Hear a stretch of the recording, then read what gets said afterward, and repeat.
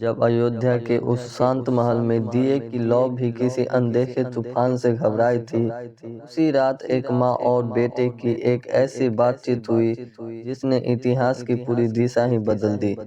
यह वही संवाद है जिसने श्री राम को भगवान बना दिया। अयोध्या की वो रात सामान्य नहीं थी। महल के गलियारे किसी भारी रहस्य से भरे हुए लग रहे थे। रानी कैकेयी के को भवन के बाहर पहरा दे रहे सैनिक भी समझ नहीं पा रहे थे कि आज वातावरण इतना बोझिल क्यों है। भीतर कैकेयी अकेले बैठी थी। उनकी आंखें कभी जलते दीपक की लपटों पर टिकती, कभी दरवाजे पर उठ जाती, मानो किसी का इंतजार कर रही हो। अचानक दूर से आती कदमों की बहुत धीमी पर बहुत पहचानी आवाज सुनाई देने लगी। वह थे अयोध्या के राजकुमार श्री राम। एक पल के लिए उनका चेहरा देखकर कैकेयी का दिल कांप गया। इतना सौम्य, इतना शांत और इतना भरोसे से भरा चेहरा, कैसे वह उस चेहरे पर दुख की रेखाएं खींच सकती थी।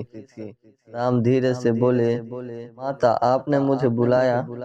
उनकी आवाज में वह सम्मान था जो कैकेयी को अधिक कमजोर बना रहा था। और वह जानती थी आज जो करना है वह अयोध्या के भविष्य के लिए अनिवार्य है। कैकेयी ने गहरी सांस ली। कैकेयी बोली, राम, एक सवाल पूछूं? राम बोले, आदेश दीजिए माता। कैकेयी बोली, यदि कोई तुम्हें अचानक कह दे कि सब कुछ छोड़कर कहीं चल दो, तो क्या तुम बिना कुछ पूछे मान लोगे? राम बिना सोचे बोले, यदि वह मेरी माँ हो तो अवश्य मान लूंगा। इन शब्दों से कैकेयी को भीतर तक हिला दिया।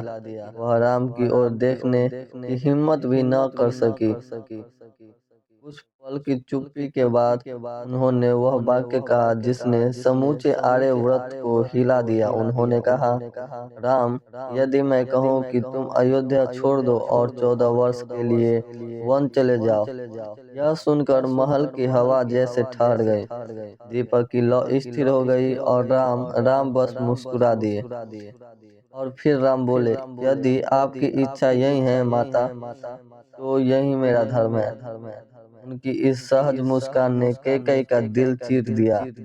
उनके हाथ कांपने लगे। कैकेयी धीमी टूटी आवाज में बोली, राम, तुम्हें पता है मैं ऐसा क्यों कर रही हूँ? राम चुपचाप उन्हें देखते रहे, जैसे कह रहे हो कि उन्हें कारण जानने की आवश्यकता नहीं है। पर कैकेयी चुप नहीं रह सकती थी। कैकेयी बोली, राम, यदि तुम आज राजा बन गए तो भविष्य में भरत और तुम दोनों पर बड़ा संकट आ जाता।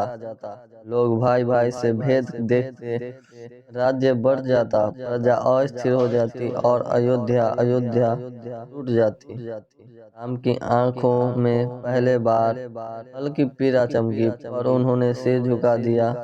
फिर श्री राम बोले, तो क्या भरत ने कुछ कहा था? माता कैकेयी ने कहा, नहीं राम, भरत को तो यह भी पता नहीं कि मैं क्या करने जा रही हूँ। यह मेरा अपना निर्णय है, अयोध्या को सुरक्षित रखने का निर्णय। फिर एक लंबी भारी चुप्पी रही और फिर कैकेयी के दूसरा रहस्य बताया। राम, तुम्हें राजा बनना कभी तुम्हारे लिए बना ही नहीं था। तुम्हें एक बड़ी भूमिका निभानी है। वन तुम्हारा दंड नहीं, तुम्हारी तैयारी है। राम ने सिर उठाकर उनकी ओर देखा। उनकी आंखों में पहली बार एक हल्की चमक दौड़ी। दुनिया धर्म भूल चुकी है, राक्षसों का आतंक बढ़ चुका है। हम इंसान डर में जी रहे हैं और तुम्हारे भीतर वह प्रकाश है जो इस अंधकार को मिटा सकता है।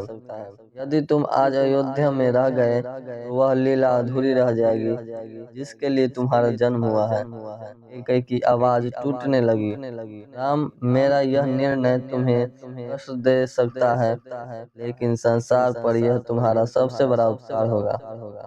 राम कुछ कदम आगे बढ़े। कैकेयी के सामने घुटनों के बल बैठ गए। और उनका हाथ अपने सिर पर रखा और बोले, माता, आपने जो भी कहा उसने मेरे मन के हर भ्रम को दूर कर दिया। यदि मेरे वनवास से संसार का कल्याण है तो यह वनवास नहीं, मेरा सौभाग्य है। कैकेयी रो पड़ी। राम ने उनके आंसू पोंछे। उस रात एक माँ और एक पुत्र के बीच यह संवाद इतिहास की सबसे महान कहानी का आधार बना और उसी रात जन्म हुआ रामायण का। तो मैं आशा करता हूँ कि यह कथा आपको पहले से पता नहीं रही होगी। अगर आपको यह कथा जानकर अच्छा लगा हो तो वीडियो को प्लीज शेयर जरूर करें और एक लाइक जरूर करें और रोज ऐसे ही अनसुनी कथाएं सुनते रहने के लिए भक्ति ज्ञान रविराज यूट्यूब चैनल को सब्सक्राइब जरूर करें। धन्यवाद।